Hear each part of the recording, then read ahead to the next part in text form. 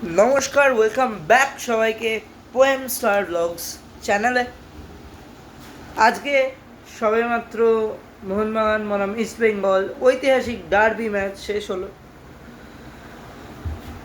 মোহনবাগানের পারফরমেন্স পুরো ম্যাচের মধ্যে ডমিনেট করে গেছে, কিন্তু ইস্ট বেঙ্গল ভীষণভাবে ডিফেন্স করেছে এবং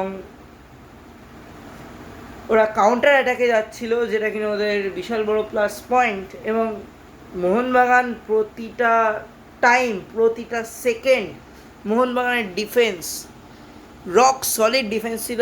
এবং এদের মধ্যে বিশাল কায়েতের প্রশংসা তো করতেই হবে, কারণ বিশাল কায়েত যদি না থাকতো, বিশালের জায়গায় আই বিলিভ যদি অন্য কোনো গোলকিপার থাকতো, এটা মোহনবাগানের পক্ষে জেতা কি ড্র করাও পসিবল হতো না। যাই হোক, মোহনবাগানের অ্যাটাকার জেমি ম্যাকলারেন, ম্যাক্কা ভালোই খেলছিল, বাট ম্যাক্কাকে বল ডিস্ট্রিবিউট করবার জন্য প্লেয়ারের অভাব ছিল। সাহাল সামাদ এবং আপুইয়া দুজন একসাথে কেন স্টার্ট করলো আমি ব্যাপারটা বুঝতে পারলাম না। সাহালের জায়গায় আমার যতটা মনে হচ্ছিল ডিমি খেলতে পারতো, ডিমি পেট্রোটস যদি খেলতো তাহলে বলটা ডিস্ট্রিবিউট করতে পারতো। আর এটাকে যদি অ্যাটলিস্ট দুটো ফরেনার যদি রাখতো, সার্জিও লোবেরা, তাহলে আমার মনে হয় যে রেজাল্টটা একটু ভালো হতো এবং মোহনবাগান জিততো। অপরদিকে চিরপ্রতিদ্বন্দ্বী ক্লাব ইস্টবেঙ্গলের বাহবা দিতেই হবে যে কংগ্রাচুলেশনস, তোমরা ড্র করেছো ম্যাচটা। কারণ মোহনবাগান যা খেলেছে আজকে, এটাতে ইস্টবেঙ্গলের হারাই উচিত, কিন্তু ইস্টবেঙ্গল ভালো পারফর্ম করেছে এবং তারা মোহনবাগানের অ্যাটাকগুলোকে বারবার প্রতিরোধ করেছে এবং শেষ পর্যন্ত কাজে লাগাতে দেয়নি তারা, যার ফলে আজকের এই 1-1 রেজাল্ট। আর যেই সাবস্টিটিউশনগুলো একদম লাস্ট কিছু মিনিটসে হলো, 15-20 মিনিট আগে বা 10 মিনিট আগে যেই সাবস্টিটিউশনগুলো হলো, like Dimi Petratos, Jason Cummings, Robson Robinho, আমার মনে হয় এই সাবস্টিটিউশনগুলো একটু আগে হওয়া উচিত ছিল। অ্যাটলিস্ট একটা যদি বল প্রোভাইডার, ডিমি পেট্রোটসকে যদি একটু আগে নামাতো, ঠিক আছে, তুমি ফার্স্ট 11-এ রাখো নি, তুমি যদি সেকেন্ড হাফের একদম স্টার্টিংয়েই নামাতে 45 মিনিটস থেকে, তাহলে আই গেস খেলার রেজাল্ট একটু আলাদা হতো। যাই হোক, আর কিছু বলার নেই। ডিমি পেট্রোটসের এটা সবুজ মেরুন জার্সিতে লাস্ট ডার্বি ছিল এবং সিমিলারলি জেসন কামিংসেরও লাস্ট ডার্বি। এই দুটি প্লেয়ার নিজেদেরকে প্রমাণ আবারও করে গেছে যে আমরাই ডার্বির হিরো। একদম লাস্টে নেবেও 90 মিনিটের মাথায় সেই জেসন কামিংস ডিমি পেট্রোটসের বাড়ানো বলে কর্নার থেকে গোল, দারুণ ফিনিশ জেসন কামিংসের হেডার। তো ইন অল, হতাশ, পারফেক্ট ওয়ার্ড ইজ হতাশ।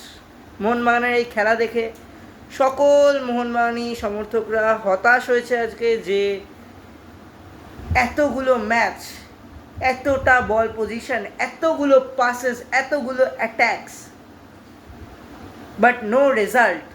ওয়াই? তো অবভিয়াসলি কোচকে আমরা অ্যাকাউন্টেবল করতেই পারি, তার সাথে বাকি ম্যাচগুলোতে প্লেয়ারদেরও দোষ আছে অফকোর্স, যে তারা এই আজকে যেই এনার্জি নিয়ে, যেই খেলবার জেতবার আশা নিয়ে যেই খেললো, এর যদি অর্ধেকেরও অর্ধেক যদি দিত, তাহলে হয়তো মোহনবাগানের পজিশন আজকে বেটার থাকতো এবং এই ডার্বিটা ডিসাইডার হতো না। বাট এখনও কিন্তু ম্যাথামেটিক্যালি চান্স আছে মোহনবাগানের কাছে, যদি ইস্টবেঙ্গল নেক্সট ম্যাচটা ড্র করে তাহলে, বা যদি হেরেও যায় ইস্টবেঙ্গল, তাহলেও মোহনবাগানের কাছে চান্স আছে।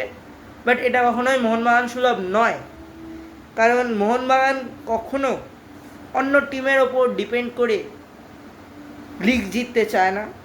মোহনবাগান হচ্ছে ডমিনেটর, যারা সবসময় জিতে নিজেদের দক্ষতায় ট্রফিটা পাওয়ার চেষ্টা করে।